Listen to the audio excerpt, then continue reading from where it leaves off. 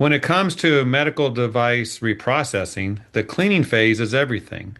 Before sterilization can even begin, instruments must be thoroughly cleaned, and that process depends heavily on the chemistry and the expertise behind the detergents being used.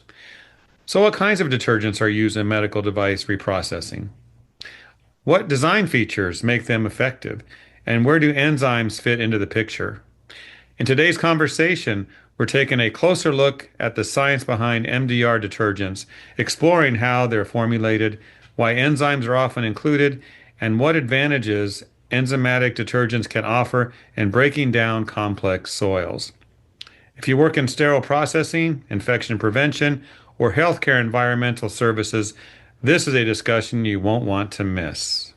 And before we get started, don't forget this is a series of episodes. I'll put the links to the previous ones in the show notes below.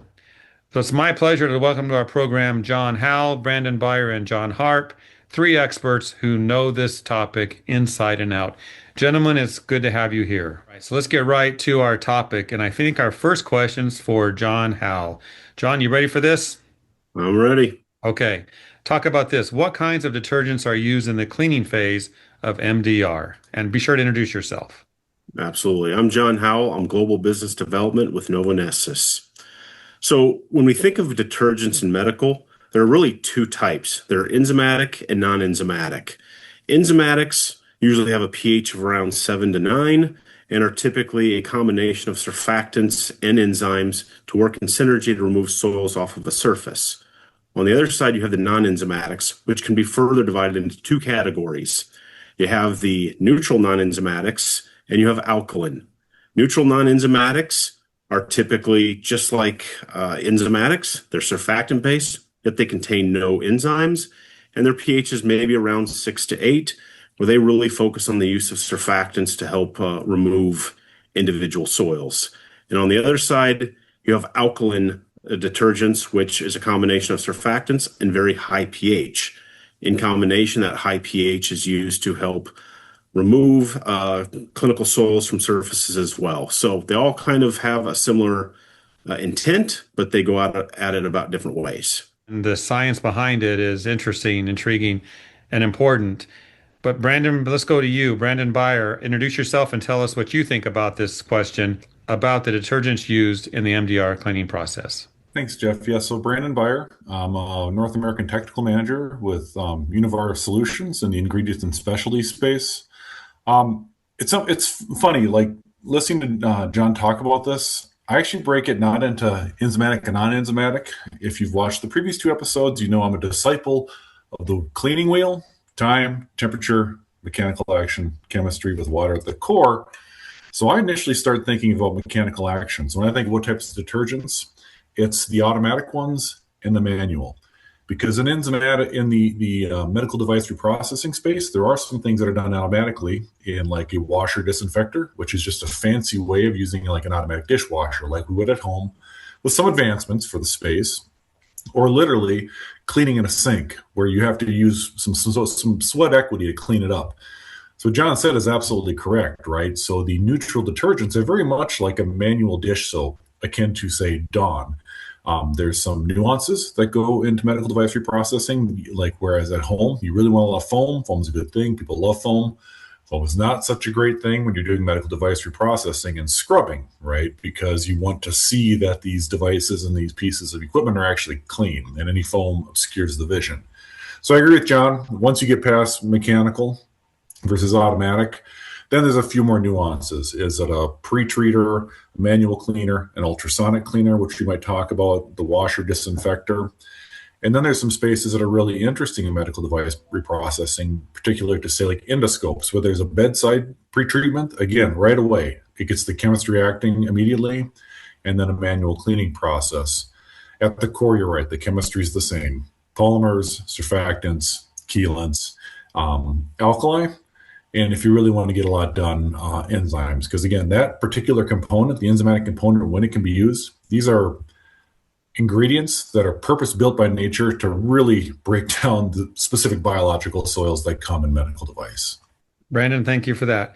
And John, back to you for our second question. What are some critical design features of MDR detergents? Can you talk about that?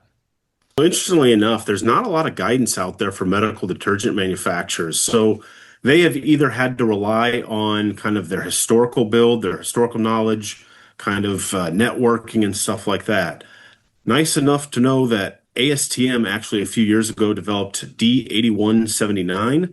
This is a guidance tool to give to manufacturers to say what are the key things you need to look at when developing a detergent. And just to cover a few of those things, just as guidance. And they also talk about how to test for those things. Some of them are easy, some of them might be more analytical, but they look at things like clear and uniform. A lot of manufacturers will put their products into clear, transparent bottles. And so it's really important to see a very clear and uniform product, no hazing, no precipitation, no separation. Even if those things occur, a detergent can still be very effective, but it's seen as a quality issue. So it's very critical that they have a clear and uniform. They also need to be easily dispersed into water, right? They have to be soluble, dispersed into water. There are some products, not necessarily in medical, that will actually form a gel when it hits water. They don't have time for that. They need it to go in, disperse, and immediately start the cleaning process. Time is everything in these reprocessing departments. It's also got to be highly rinsable, right? It's got to be something that there can't be any residue left behind. It's critical in this area where everything, all the chemistry, all the contaminants, everything is rinsed away. And it's really important that the chemistry is not left behind. I think Brandon also touched on it very nicely. Foaming is very key. He talked about being able to see what's below the surface. Also, low foaming can have an impact as ideal and beneficial for washer disinfectors, automated systems. If you create a lot of foam in those systems, like your dishwasher at home, it'll shut down, cause an error, and will lead to either having to redo things or processing errors or cleaning errors.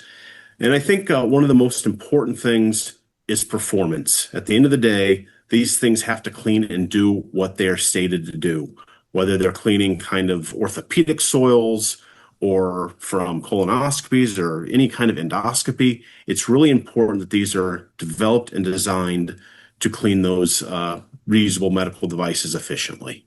Good information. And John Harp, it's time to wake up. You ready for your questions? Here we go. I'm ready, Jeff. All Yep. right. So more on enzymes. What are enzymes and why are they used and how prevalent are they in MDR detergents? Dig into that for us. So I'm John Harp, in technical service. And so in essence, enzymes, as we've talked about previously, and as Brandon just mentioned, that enzymes are found in all living organisms. They provide a critical role for those living organisms. And essentially, to try and keep this as simple as possible, enzymes are essentially a string of amino acids that are folded in a very particular way. And it's this folding of that gives rise to the enzyme that is what is beneficial. It is when it's folded, it provides what is called an active site, and it's in this active site where a chemical reaction can happen that then changes the substrate from one form into another. But the beautiful thing is that the enzyme itself is not consumed. So it can continue to work on these particular target soils. And as it relates to medical device processing, the soils that we're talking about that these enzymes can specifically target, depending on the type of enzyme, are soils like in blood and tissues, fats, starches, and other complex organic soils that are found on these reusable devices. And so by targeting these soils with particular enzymes that are nature designed to go after these soils, we can then get effective disinfection and sterilization. Because if we don't clean that surface as well as possible, and enzymes are a powerful tool to do that, we then cannot effectively disinfect or sterilize. That's a question like, why are they used? Hmm. And it's because they are so specific. They are safe to handle. John and Brandon both mentioned the types of cleaners that can exist. And when we refer to alkaline detergents, there's also extra precautions that may be necessary in order to work with an alkaline detergent that aren't necessary for an enzymatic detergent. And the beautiful thing again is that enzymes can work synergistically with surfactants to then enhance the cleaning of that surface for subsequent disinfection and sterilization. And they can also then be used in a number of different types of cleaning situations, whether it's a manual soak or a an automated process that requires sensitive steps. And the ultimate goal is that it's minimizing the equipment wear. So it's making sure that you can get a clean instrument, a clean medical device without impacting the integrity of that instrument. A lot of great benefits to using what you described, these enzymes and their characteristics. Anything else to add as far as more advantages, why people should really look at this as a solution?